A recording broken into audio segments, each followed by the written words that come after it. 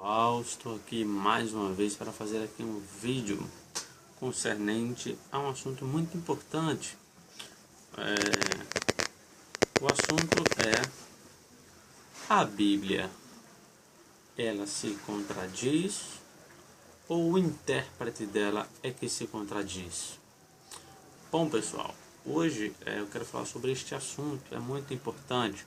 Estou vendo muitas pessoas aí pela internet e outras pessoas, falando que a Bíblia está errada. Como é que pode ser um livro inspirado pelo Eterno, por Deus, e está cheio de erro? E está... Aí alguns dizem: não, mas foi os manuscritos que os copistas erraram. Aí, como é que Deus, que tem poder, não poderia preservar a escritura? Então, como é que é um livro confiável? Um livro que é inspirado por Deus, né? Bom, pessoal, primeiramente, Deus tem poder para tudo, né?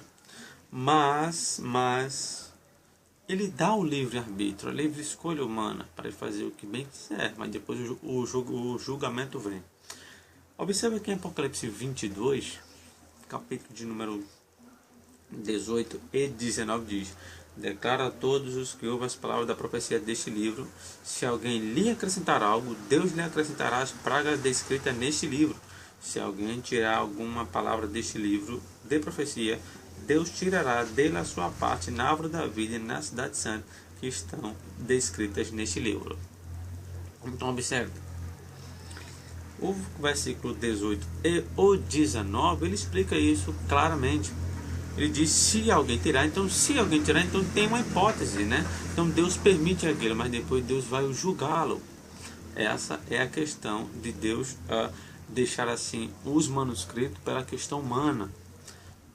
Se o homem tirou alguma coisa ou acrescentou algo, ele vai julgar. Claro que esse texto se refere a Apocalipse, para não tirar nada de Apocalipse. Okay? Mas eu estou fazendo aqui algumas comparações. Bom, pessoal, aqui eu poderia apresentar a vocês que estão aí me assistindo, eu poderia apresentar a vocês aqui uma contradição bíblica que é feita e dizer que era um erro, né, se eu não tivesse o conhecimento. Aqui eu posso ler o livro de Gênesis, capítulo de número 28, observe, Gênesis, capítulo de número 28, verso 5, que diz que Labão era filho de Betuel. Labão, filho de Betuel. Só que em Gênesis 29 e o verso 5 fala que Labão é filho de Naor. Então como é que fica isso? Ele é filho de Betuel ou filho de Naor? Então os críticos dizem, é uma contradição, tá vendo? Ele é filho de quem? Então você encontra esses textos na Bíblia corrigida, que é umas traduções que ela vem com algumas alterações realmente. Aí você pega a linguagem de hoje, está da mesma forma, né? Aí você pega a NVI, olha como a NVI verte. A NVI é uma das melhores traduções para mim. Ela fala assim: então Isaac despediu Jacó e foi a Padã Arã, a Labão, filho do arameu Betuel. Aqui está ok, né? Só que quando chega no capítulo 29, o verso 5, diz que assim: vocês conhecem Labão, neto de Naor? Então, Labão era neto de Naor. A tradução que verte filho, porque naquela época, filho, ele também, quando uma pessoa era chamada de filho, não era sempre porque ele era filho daquela pessoa especificamente. Exemplo, diz que o Messias ele é filho de Davi, filho de Abraão, mas ele é filho? Não, ele é o que? Um descendente, então se chama filho. Portanto, a versão traduziu filho de Naor e filho de Betuel. Mas o correto seria neto de Betuel, assim converteu a tradução NVI. Então aí já vai esclarecer um ponto, já não é uma contradição, aí seria uma contradição do intérprete que leu a Bíblia e não pesquisou nada. Leu e pronto, aqui achei um erro, como é que pode isso, né?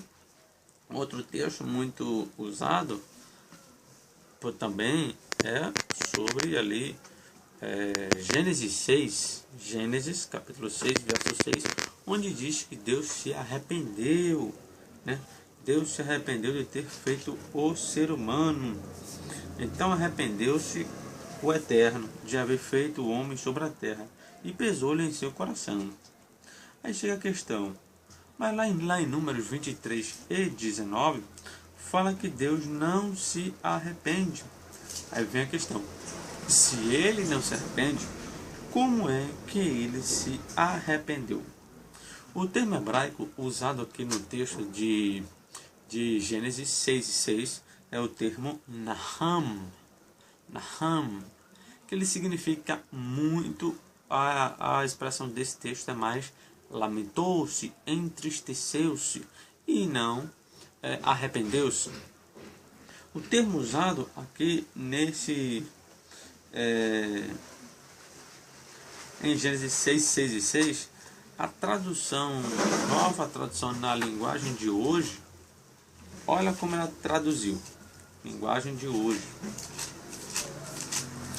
A tradução aqui diz: ficou muito triste por haver feito os seres humanos. O Eterno ficou tão triste e com o coração tão pesado. Então observe que diz que o Senhor ficou triste. A tradução em linguagem de hoje, ela já dá um entendimento melhor para você compreender o texto, para não entrar em nenhuma contradição. Então é fundamental ter várias traduções, comparar um texto desse quando você for ler, ok? Então sempre leia com várias traduções. Quando você vê alguma passagem assim que está uma contradizendo a outra, então olhe o contexto, olhe o tempo histórico, olhe o original se você tiver acesso, olhe também várias coisas, compare uma tradução com a outra, isso vai ajudar muito, garanto. Lá em Gênesis 2:2 fala que Deus descansou de toda a sua obra, mas lá em Isaías 40 e o verso 28 fala que o Eterno, ele não se cansa. Peraí, se ele não se cansa, como é que ele descansou? Aí o crítico diz, olha, é uma contradição. Não, não é uma contradição. Gênesis ali 2:2, o escritor ele usou o termo ali shavat no hebraico, e esse termo significa cessar, concluir, terminar uma obra, ou seja, ele não descansou, ele concluiu a obra, ele terminou a obra, ele cessou a obra.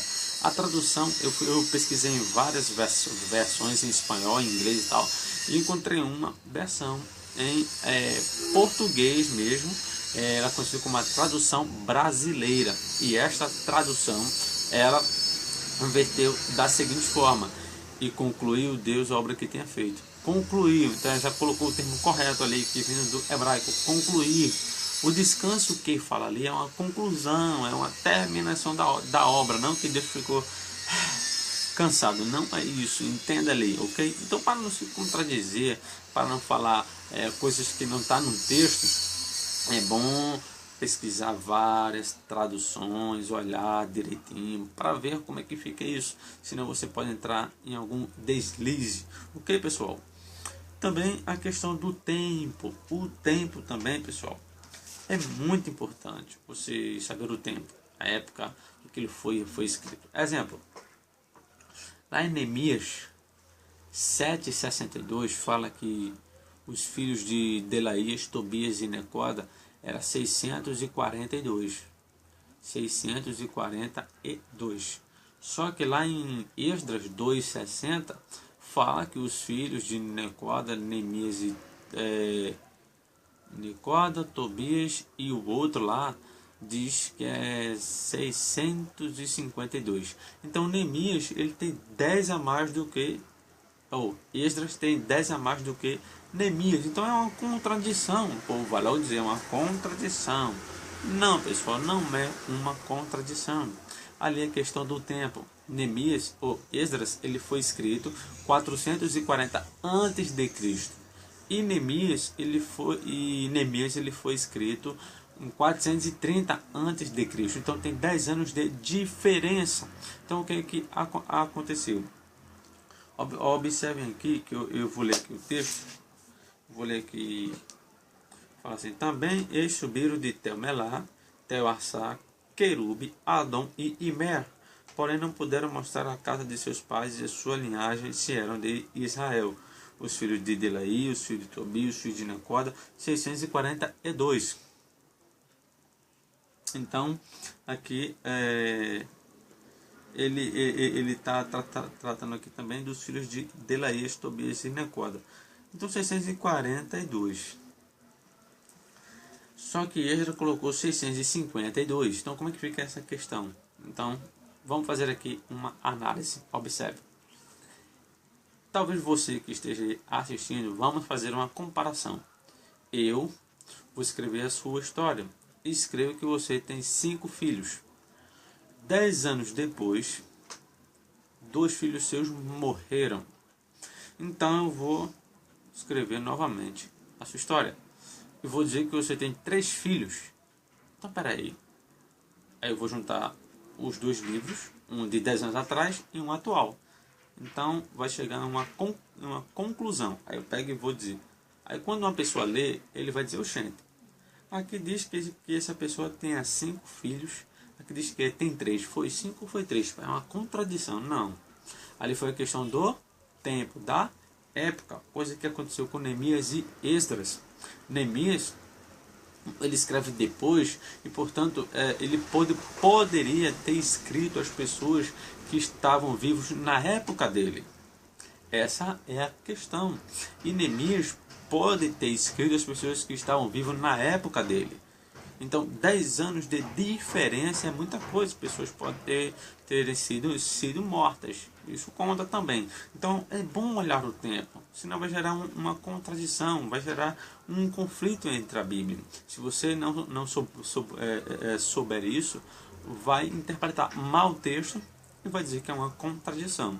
Então, olha só. Conheça a época. Conheça o contexto. Conheça os originais, tanto hebraico como grego, ajuda muito. Conheça várias traduções, ok? Senão vocês vão se perder em muita coisa. E cuidado quando alguém mostrar alguma coisa a vocês, se vocês ficarem confusos, procure alguém que pesquise sobre isso, que entenda sobre o assunto. Ok, pessoal? Eu poderia aqui também mostrar a vocês várias questões, vários temas que os críticos hoje eles levantam, né? Os críticos hoje eles levantam aí. É bom também conhecer para que aquilo foi escrito, para quem foi direcionado. Foi só para aquela época ou para todas as épocas? É bom entender isso. Exemplo, lá em João 12, se eu não me engano, o Messias diz que vai dar poder para os discípulos curar, fazer um bocado de coisa. Aí hoje pergunta, e por que hoje ninguém cura mais, como era antes? Porque eu particularmente já presenciei uma mulher vomitando um tumor, uma gosma assim verde, bem feia. Eu já vi, foi um milagre aquilo. Então, eles perguntam, olha aqui, então, como é que pode isso? Ele não disse que ia curar o povo, que ia assustar os mortos, porque não acontece hoje. Mas aquilo que o Messias falou, ele falou diretamente para os discípulos. Mesma coisa acontece com Moisés lá em Êxodo.